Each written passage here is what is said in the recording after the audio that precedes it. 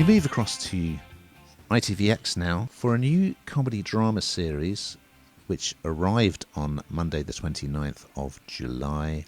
It's called Totally Completely Fine, and here's a clip. I just inherited a pretty sweet little beach house.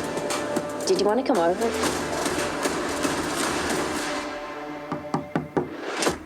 I'm Anna from number 10. Can we come in? Now's not the best.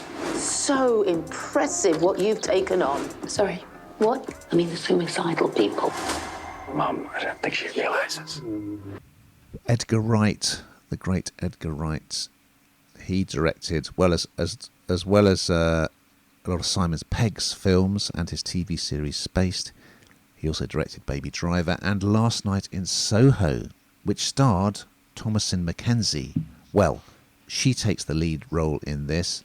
It's an Australian comedy drama, and she plays Vivian, who is a very troubled young woman who, in the first sequence, we see her considering taking her own life.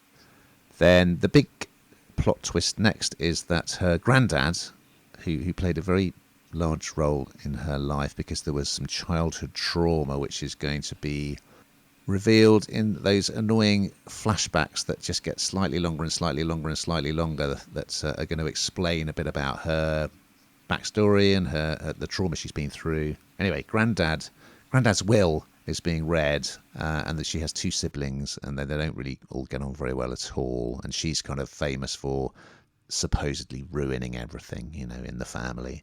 She gets the beach house. So it's got a lot of those kind of quirky elements that we've seen in Aussie comedy dramas before, that we've discussed on the podcast before, like Bay of Fires. So she said, there's a bit of a fish out of water in this new place, and there are kind of some slightly eccentric neighbours who drop round to say hello. But the big element in this is that this property, it's on a sort of cliff edge, which supposedly is a sort of favourite destination for people who want to kill themselves. So quite an unusual subject for a comedy drama. I think you would agree. Thomasin is very good in the lead role, I will say that first up. However, many of the scenes I felt are quite overwrought, and the dialogue not at all convincing. So the first person who comes to the cliff edge, before she realises that this is like a suicide hotspot like Beachy Head, is this bride who's run away from her own wedding, and she's going to become a regular character. I found that scene all a bit much. The next person to come along and wants to throw himself off, and she intervenes. She learns that her granddad used to kind of intervene, look after these people, talk them round, and he was saving a lot of lives. Is actually very moving. So I didn't think it was great.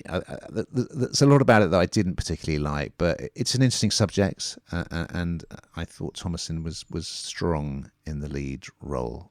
Good music as well. What did you think, Hannah? It's a funny one, isn't it? We talk about it a lot, where there's kind of the genre is comedy, but actually the subject matter is not very comedic at all. And this is exactly that, because as you say, this house that she's been given is, where people commit suicide often. And I know what you mean. The narrative is a bit dodgy in places, and I think it can get a bit carried away with itself, and it loses itself a bit, I think. But I like Thomasin's very good, but I like the way that character comes round.